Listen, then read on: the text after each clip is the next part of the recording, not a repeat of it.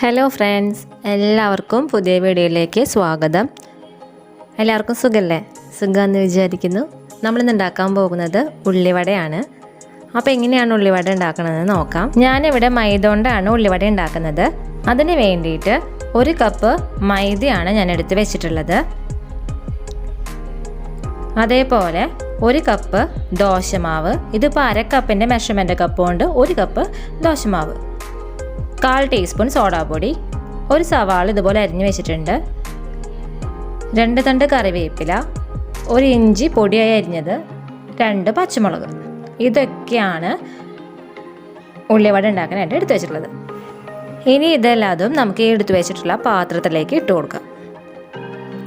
നമ്മൾ എടുത്തു വെച്ചിട്ടുള്ള മൈദയും ദോശമാവും സോഡാപ്പൊടിയും പിന്നെ അരിഞ്ഞു വെച്ചിട്ടുള്ള സവാളയും പച്ചമുളകൊക്കെ ഇല്ലേ, എല്ലാതും ഇട്ട് കൊടുത്തതിന് ശേഷം ഇത് നല്ലപോലെ ഇളക്കി കൊടുക്കണം.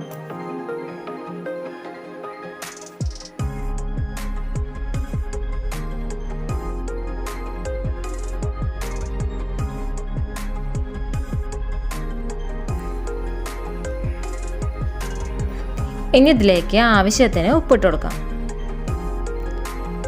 എന്നിട്ട് കൈകൊണ്ട് ഇത് നല്ലപോലെ മിക്സ് ചെയ്ത് കൊടുക്കാം. ഇതിലേക്ക് കുറച്ച് വെള്ളം ഒഴിച്ചിട്ട് നമുക്ക് മിക്സ് ചെയ്ത് കൊടുക്കാം.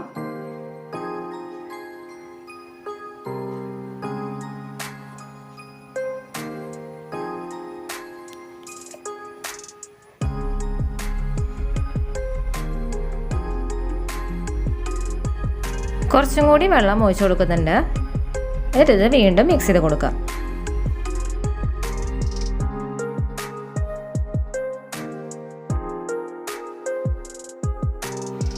അപ്പോൾ ഉള്ളിവടയുടെ കൂട്ട് റെഡി ആയിട്ടുണ്ട്.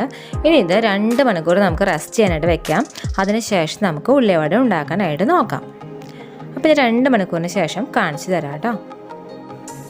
ഞാനിപ്പോൾ ഏകദേശം ഈ ഒരു ഗ്ലാസ് കൊണ്ട് ഇത് ഇത്ര വെള്ളമാണ് ഒഴിച്ചു കൊടുത്തിട്ടുണ്ടാവുക ഇതിലേക്ക്.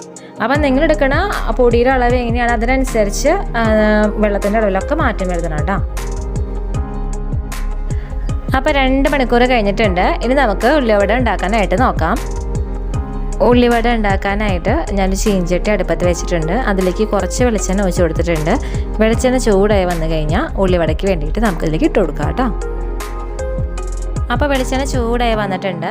കൈ നനച്ചതിന് ശേഷം ഒരു ഉള്ളിവടയ്ക്കുള്ള മാവ് കയ്യിലെടുത്തിട്ട് ഇതിങ്ങനെ ആക്കിയതിന് ശേഷം ഉള്ളിലൊരു വിരലുകൊണ്ട് ഇങ്ങനെ കുഴികുത്തിയിട്ട് ഇതുപോലെ ഇട്ട് കൊടുക്കുക. അതിനിപ്പോൾ എന്താ പറയുകയെന്ന് വെച്ചാൽ ജസ്റ്റ് ഒരു ഓട്ട ഉണ്ടാക്കി കൊടുത്തതിന് ശേഷം ഇതിലേക്ക് ഇട്ട് കൊടുക്കുക കേട്ടോ. ഇതേപോലെ ബാക്കിയുള്ളതും ഇങ്ങനെ ഇട്ട് കൊടുക്കാം.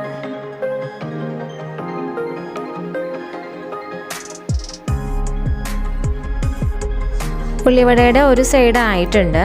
അടുത്ത സൈഡ് ആവാൻ വേണ്ടിയിട്ട് ഞാൻ മറിച്ചിട്ട് കൊടുത്തിട്ടുണ്ട്. 2 സൈഡും ആയതിനു ശേഷം നമുക്കിത് വെളിച്ചെണ്ണയിൽ നിന്ന് എടുത്ത് കോരാം.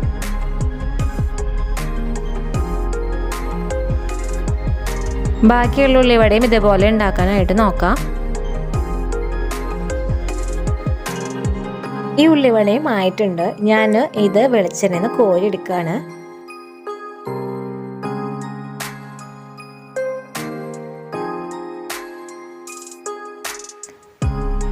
ഉള്ളിവട ഇതുപോലെ ഇട്ട് കൊടുക്കുമ്പോൾ ശ്രദ്ധിച്ചിട്ട് ചെയ്യാം, ഇല്ലെങ്കിൽ ചിലപ്പോൾ വെളിച്ചെണ്ണ നമ്മുടെ കയ്യിലേക്ക് ആവാൻ സാധ്യതയുണ്ട്.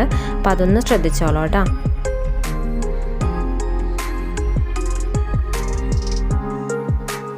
എപ്പോഴും കൈ നനച്ചതിന് ശേഷം നമ്മുടെ കയ്യിലേക്ക് മാവെടുത്തിട്ട് ഇതുപോലെ വെളിച്ചെണ്ണയിലേക്ക് ഇട്ട് കൊടുക്കുക. ഇല്ലെങ്കിൽ ചിലപ്പോൾ കയ്യിൽ നിന്ന് ഉള്ളിവടയുടെ മാവ് വിട്ട് വരില്ല. അതിന് വേണ്ടിയിട്ടാണ് ഞാൻ ഈ ഒരു ടിപ്പ് പല വീഡിയോയിലും പറഞ്ഞിട്ടുണ്ട്. അപ്പം അതൊന്ന് ചെയ്തോളൂ കേട്ടോ. അപ്പോൾ ഉള്ളിവട റെഡി ആയിട്ടുണ്ട്. ഞാൻ എടുത്തിട്ടുള്ള മാവിൻ്റെ കണക്കിന് എനിക്ക് 7 ഉള്ളിവടയാണ് കിട്ടിയിട്ടുള്ളത്. ഒരെണ്ണം ചെറിയൊരു ബോൾ പോലെയാണ്, അത് കൂട്ടണ്ട.